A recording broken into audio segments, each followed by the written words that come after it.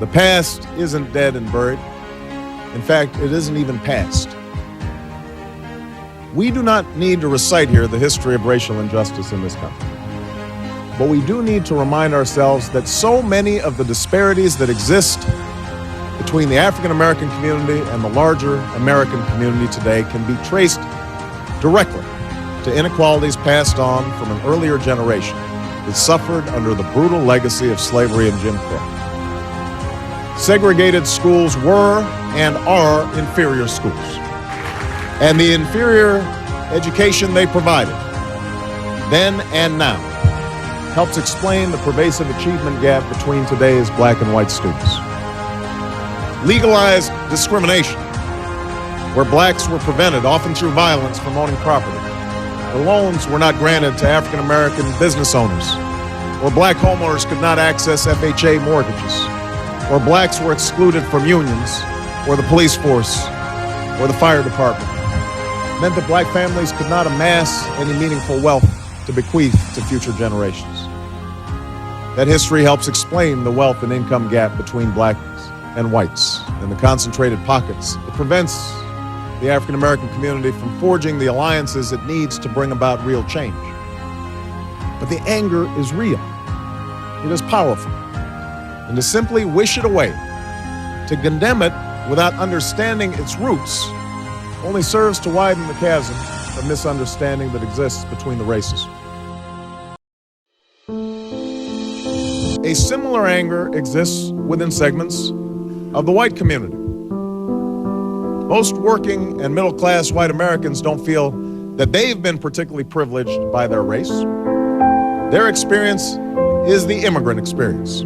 As far as they're concerned, no one handed them anything. They built it from scratch. They've worked hard all their lives, many times only to see their jobs shipped overseas or their pensions dumped after a lifetime of labor. They are anxious about their futures, and they feel their dreams slipping away. And in an era of stagnant wages and global competition, opportunity comes to be seen as a zero-sum game in which your dreams come at my expense. Anger over welfare and affirmative action helped forge the Reagan coalition. Politicians routinely exploited fears of crime for their own electoral ends. Talk show hosts and conservative commentators built entire careers unmasking bogus claims of racism while dismissing legitimate discussions of racial injustice and inequality as mere political correctness or reverse racism. This is where we are right now. It's a racial stalemate we've been stuck in for years. Contrary to the claims of some of my critics, black and white, I have never been so naive as to believe that we can get beyond our racial divisions in a single election cycle.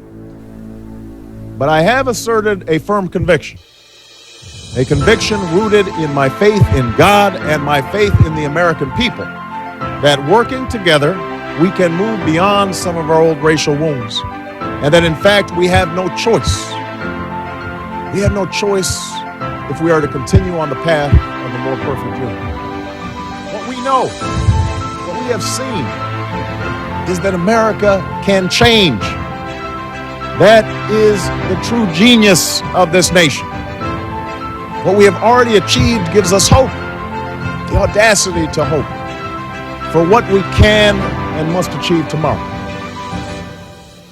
Now, in the white community, the path to a more perfect union means acknowledging that what ails the African American community does not just exist in the minds of black people, that the legacy of discrimination and current incidents of discrimination, while less overt than in the past, that these things are real and must be addressed, not just with words, but with deeds, by investing in our schools, in our communities, by enforcing our civil rights laws and ensuring fairness in our criminal justice system, by providing this generation with ladders of opportunity that were unavailable for previous generations.